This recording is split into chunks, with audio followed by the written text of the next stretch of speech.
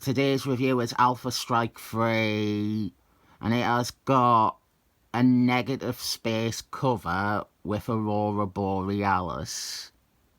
But I think the stuff in the foreground maybe makes it not a true negative space cover, because we cannot see enough of the negative space. This is by Jason Byrne, and it is a weird one. We open with a splash page shot of Narnia, and this is something that Jason Byrne seemed to try to do. Give each of the Alpha Strike characters a splash page at some point. Narnia, she has found the downed craft of her teammates in Alpha Strike, and a reader might be confused by this. They might think that they have missed an issue, but they haven't. It turns out action happened off-panel between issues. Alpha Strike's ship was brought down by the bad guys' defences. Your immediate response is that it feels weak that this happened off-panel, especially when you judge what does happen in the issues against this bit of action we never saw. But that is the thing with Alpha Strike. Jason Byrne is trying, and not always succeeding, at being experimental and subversive. Little ideas or commonalities of superhero comics are eschewed or even ignored. The big one, and a complaint of many readers, is we rarely ever see Alpha Strike all together as a team. We have spotlight issues like issue 5, which only features Warwick Davis, or we have stories like the two-parter focusing on Northman and Aurora Borealis.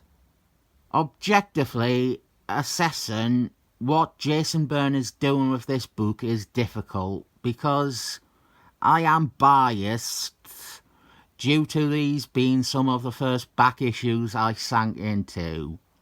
But I do think that a traditional Alpha Strike series wouldn't have been anywhere near as exciting if it didn't have this counter-usual approach. The other argument to make is I think it is better here, on a book with less eyes on it, than it is in Avengers or Captain America or whatever else. One of these ideas that stand out as non-traditional is that the main thing our heroes do in this story is fight the bad guy's base. This issue, all they do is go against the automatic defences of the villain's giant headquarters. Another thing to say, I think I should have said this earlier, I can see plainly that many of what one would claim is innovative and inventive in Alpha Strike is also indulgence, and maybe even annoying. The strengths of the book to another set of eyes are all of its weaknesses. Bringing us neatly to this page, which is absolutely what had to be the thing that gave Jason Byrne the idea for issue 6. Northman and Aurora Borealis point out that in the darkness they are almost unable to see anything due to their costumes blending in with all the black. One of the most controversial Alpha Strike issues is the Narnia issue, the one I only recently got a copy of, because that issue features Narnia in a blizzard, and there are 4 pages that are entirely white. Something and I imagine you, would think of being a cute little idea that maybe does go on for 3 pages too many. It was outrageous to some readers. Alpha Strike will receive letters for about a year after it, with people accusing Jason Byrne of being lazy and the issue being a rip-off. This scene, of course, is the basis for our cover. Aurora Borealis and these traps here. I don't really know what the traps are doing. Inconveniencing her a bit. But she is saved by Bigfoot. And I would have thought this was the beginning of their relationship. But it's not. Seems like the obvious lead-in to that character beat though. Bigfoot saves her, and so she starts to have feelings for him. But no, she snaps into her other personality here.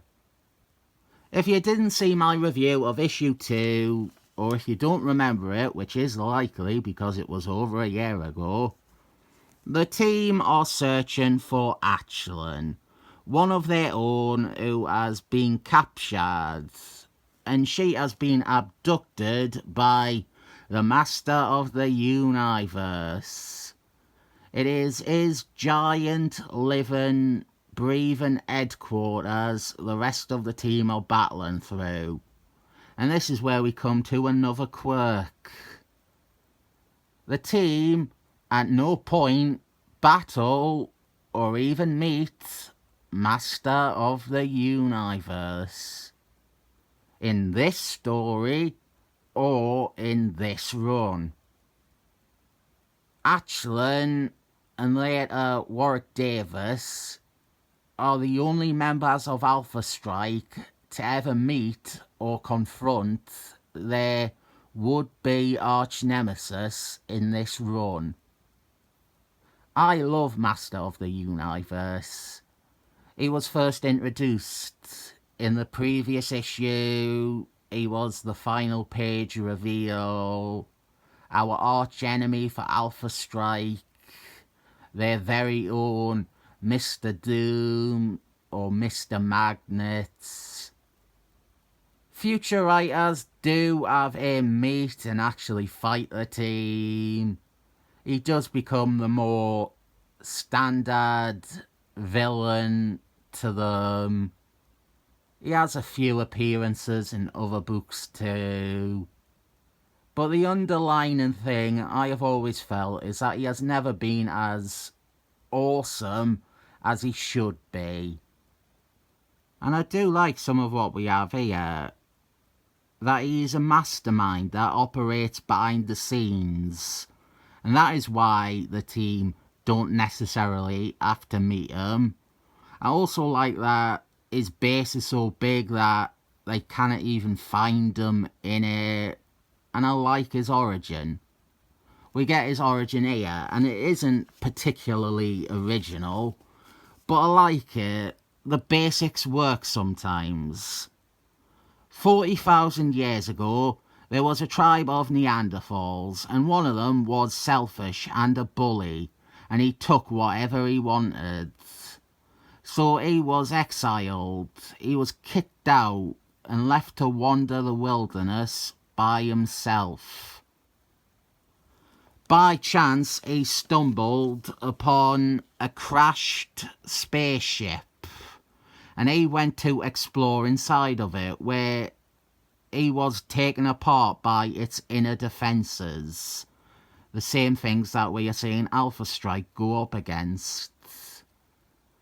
His skin was stripped away, but his mind battled the ship and eventually won. And he is now in complete control of the ship, and he grew himself a new perfect body, and now he is the Master of the Universe. And it is right now when we expect expect the rest of Alpha Strike to arrive to free their comrades. We instead get Seaman and Invisible Wife. Then we have a short backup story. The first few issues gave us origins for the members of Alpha Strike. And these are good. These characters get their own origins. When you have a team book like this, it's often the case that the members don't have unique backstory, or at least detailed backstory. And while these are quite brief and generic, they are better than naught. This one was for Gladiator, the team's leader. Pin-up of the character here.